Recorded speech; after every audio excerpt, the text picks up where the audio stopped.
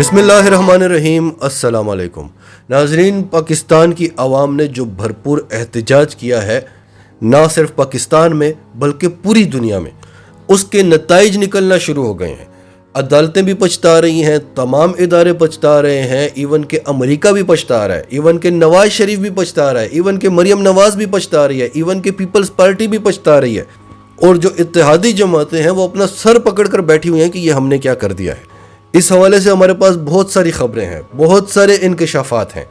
America भी अपने फैसले पर पछता रहा है कि ये उसने क्या कर दिया है। फिर आपको बताएंगे कि साबका अपोजिशन अपना थूका चाटने लगी है। वो जो कहा करते थे कि इमरान खान की वजह से ये महंगाई है, आज वो कह रहे हैं इमरान खान इतनी सस्ती चीज़ें कैसे बेच रहा था। और सबसे आखिर में आपको बताएंगे कि जनरल बाजवा ने इमरान खान के साथ रब्ता करने की कोशिश की है, अपना एक ख़ास पैगाम भेजा है और उस पर इमरान खान ने क्या जवाब दिया है। ये सारी डिटेल्स आपके सामने रखते हैं। उससे पहले अगर अभी तक आपने हमारा चैनल सच टीवी सब्सक्राइब नहीं किया तो इसे अभी सब्सक्राइब करें और बेल आइकन पर क्लिक करें ताकि हमारी आने वाली वीडियोस आपको वक्त पर मिलती रहें। नाजरीन, अमेरिका की प्लानिंग के मुताबिक पाकिस्तान की आवाम को हमेशा ऐसे हालात में रखा गया कि ये कौम माशी तौर पर इतनी बदहाल रहे कि इनको सड़कों पर आने का टाइम ही ना मिले, ये अपने हकूक़ के लिए कभी आवाज़ ही ना उठा सकें। और इन तमाम बड़ों को इस बार भी यही लगता था कि इमरान खान को हटा दिया जाएगा, 2-4 दिन का एहतजाज होगा और लोग भूल जाएंगे। इमरान खान जो सबसे बड़ा काम करके गए हैं वो इस कौम को बेदार कर गए हैं, वो इस कौम को कौम बना कर गए हैं। और पूरी दुनिया हैरानी से देख रही है कि ये कौन सी कौम है जो अमेरिका से लेकर ऑस्ट्रेलिया तक निकली हुई है, कराची से लेकर पेशावर तक निकली हुई है और इसके असरात आना शुरू हो गए हैं। अदालतों पर, इलेक्शन कमीशन पर, ऐसे इदारों पर कभी भी अवामी रिएक्शन का कोई असर नहीं होता। फौज पर होता है, क्योंकि किसी भी मुल्क की फौज हो, अगर उसकी अवाम उसके साथ ना हो तो वो कमज़ोर तरीन फौज बन जाती है। लेकिन इस बार ऐसा शदीद रद्द-ए-अमल आया है कि अदालतों पर भी इसका असर हो रहा है। तो पहली खबर यह है कि लाहौर हाई कोर्ट ने वज़ीर आला पंजाब के इंतखाब के लिए दरखास्तों पर फैसला सुनाते हुए 16 अप्रैल से कबल इलेक्शन करवाने की दरखास्तें मुस्तरद कर दी हैं।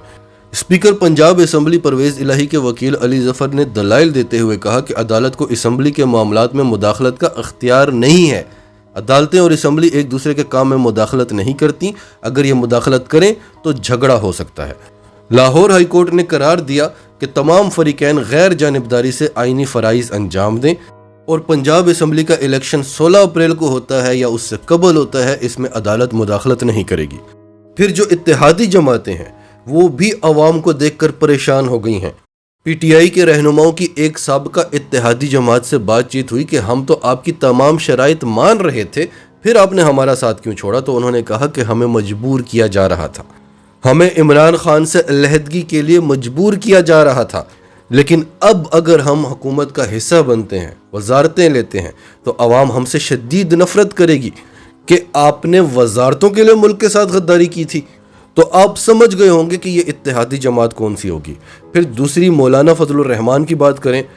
पहली हुकूमत थी इमरान खान की जिसमें मौलाना फजलुर रहमान हुकूमत का हिस्सा नहीं थे और ये चीज़ उनसे बर्दाश्त नहीं हो रही थी। वो तिल मिला रहे थे, वो पूरे निज़ाम के साथ लड़ने को तैयार थे। और अब अगर उनको सदारत ना मिली तो क्या वो सब्र से काम लेंगे? और उनको सदारत दिलवाना बहुत ही मुश्किल हो गया है, उसके लिए 2/3 अक्सरियत चाहिए। और इसके अलावा उनको कोई वजारत तक नहीं दी जा सकती क्योंकि वो ना तो MNA हैं ना तो MPA हैं। तो ये इत्तेहाद भी नाकाम होता हुआ नज़र आ रहा है। फिर अलीम खान की बात करें तो असद खरल जो एक वेल रिप्यूटेड सहाफ़ी हैं, उन्होंने दावा किया है कि आज हमजा शहबाज ने अलीम खान को थप्पड़ मारा है। तो नाजरीन, ये जो नई मशीनरी बनी है इसमें बहुत सारी कंपनियों के स्पेयर पार्ट्स लगे हुए हैं जो आपस में मैच नहीं कर रहे। ये मशीन चल नहीं सक रही। कोई भी प्रोडक्ट जो मुख्तलिफ कंपनियों के स्पेयर पार्ट्स लेकर बनाई गई हो वो नहीं चल सकती। आप एप्पल को तो जानते होंगे, उसकी कामयाबी की सबसे बड़ी वजह क्या है कि A to Z तमाम स्पेयर पार्ट्स एप्पल के अपने होते हैं, इसलिए कम स्पेसिफिकेशंस के बावजूद उसका रिजल्ट सबसे अच्छा होता है। अब आ जाएं बड़ी जमातों की तरफ, तो शहबाज शरीफ के अलावा मुस्लिम लीग नून में भी कोई खुश नहीं है। मरियम नवाज को लगता था कि ये तो 6 माह से लेकर 1.5 साल तक की हुकूमत होगी, इसमें हम अपने केसेस ख़त्म करवाएंगे, इलेक्टोरल रिफॉर्म्स कराएंगे और वो तमाम इकदाम करेंगे कि अगली हुकूमत भी हमें मिले। और वो जो 5 साल की हुकूमत होगी उसमें अहम ओहदे नवाज शरीफ को और मरियम नवाज को मिलेंगे। لیکن عوام کا شدید ریئیکشن دیکھ کر وہ بھی پریشان ہو گئے ہیں کہ حمزہ شہباز کو بھلے کچھ عرصے کے لیے وزارت اعلیٰ مل سکتی ہے، شہباز شریف کو بھلے کچھ عرصے کے لیے وزارت عظمیٰ مل گئی ہے، ہمیں تو کچھ بھی نہیں ملنا۔ نواز شریف بھی خوش نہیں ہیں کیونکہ وہ جانتے ہیں کہ نون لیگ کا جو سب سے بڑا سیاست دان ہے وہ تو شہباز شریف ہے، نواز شریف کا تو مفتہ لگا ہوا تھا۔ عوامی ریئیکشن دیکھ کر یہ بات تو ثابت ہو رہی ہے کہ اگلی بار اقتدار ان کو نہیں ملنا، اور پھر شہباز شریف جو ایک بار وزیر اعظم بن گئے ہیں، اب لگتا ہے کہ پارٹی میں بھی نواز شریف کی کوئی جگہ نہیں رہے گی۔ تو خوش کوئی نہیں ہے، خوش عدالتیں بھی نہیں ہیں، خوش دوسرے ادارے بھی نہیں ہیں، کیونکہ عمران خان کے دور میں تمام اداروں کو بڑی عزت ملی تھی، عوام ان سے بڑی محبت کرنے لگی تھی۔ ایون کہ امریکہ بھی خوش نہیں ہے۔ امریکہ نے جب مشرف کے ساتھ اتحاد کیا تھا کہ آپ افغان جنگ میں ہمارا ساتھ دیں، تب بھی انہوں نے شرط رکھی تھی کہ آپ کی عوام ہمارے خلاف نہیں ہونی چاہیے۔ امریکہ کی کبھی بھی یہ پالیسی نہیں رہی کہ کسی ملک کی عوام اس کے خلاف ہو جائے۔ کوئی بھی جاگیردار جب اپنی جاگیر پر جائے تو وہ یہ توقع کرتا ہے کہ اس کی بڑی عزت کی جائے، تو امریکہ بھی یہی چاہتا ہے اور وہ اس کے لیے بڑی محنت کرتا ہے۔ اس کو لگتا تھا ایک عمران خان میرے خلاف ہے، اس کو ہٹا دوں، پھر جو بھی آئے اس نے میرے اشاروں پر چلنا ہے۔ لیکن وہ دیکھ رہا ہے کہ عمران خان کے ہٹانے سے پورا ملک اس کا دشمن بن گیا ہے، تو خوش کوئی بھی نہیں ہے۔ اب یہ جو کچھ بھی ہوا اس کی پلاننگ بڑے لمبے عرصے سے چل رہی تھی۔ ہم نے آپ کو 2021 میں بتایا تھا کہ یہ پلان بن چکا ہے، وزیر اعظم عمران خان کو ہٹایا جائے گا، اور پلان کے مطابق جو پہلا ٹاسک تھا وہ تھا پاکستان میں مہنگائی کا ایک طوفان کھڑا کرنا، اور کیونکہ پاکستانی قوم تو شعور نہیں رکھتی، وہ یہی دیکھیں گے کہ جو وزیر اعظم ہے اس وقت وہ عمران خان ہے، تو عوام اس کے خلاف ہو جائے گی، اور تو کوئی چیز ملتی نہیں ہے ہمیں عمران خان کے خلاف، تو مہنگائی کا طوفان کھڑا کرو۔ اور اس وجہ سے پاکستانی عوام عمران خان کے خلاف ہو بھی گئی تھی۔ قوم تو ابھی جاگی ہے، چلتے ہیں دبے پاؤں کہ کوئی جاگ نہ جائے، غلامی کے اسیروں کی یہی خاص ادا ہے، ہوتی نہیں جو قوم حق بات پہ یکجا، اس قوم کا حاکم ہی بس ان کی سزا ہے۔ تو شاید ہمیں اسی چیز کی سزا ملی ہے، یہ جو مسلط کیے گئے ہیں ہم پر، یہی ہماری سزا ہے کہ تم جس مہنگائی کی وجہ سے ان چوروں اور ڈاکوؤں کا ساتھ دینے لگے تھے اور عمران خان جیسے سچے اور ایماندار لیڈر کے راستے میں کانٹے بچھانے لگے تھے، تو لو انہی کو تم پر مسلط کیا جاتا ہے اور اب بھگتو۔ اور یہ جو عمران خان کے خلاف اور مہنگائی کے خلاف بڑے بڑے نعرے لگاتے تھے، اب یہ اپنا تھوکا چاٹنے لگے ہیں۔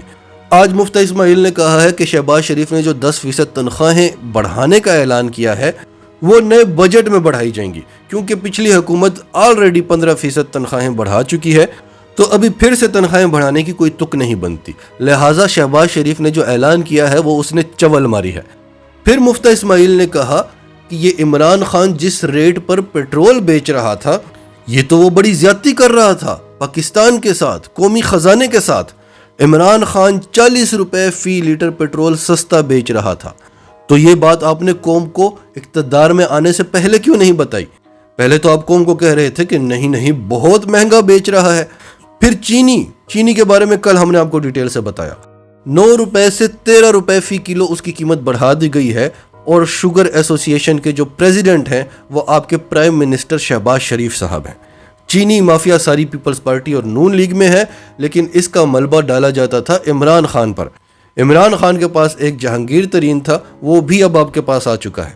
پھر آج گھی کی قیمتوں میں بھی خاموشی سے 10 روپے فی کلو اضافہ کر دیا گیا ہے۔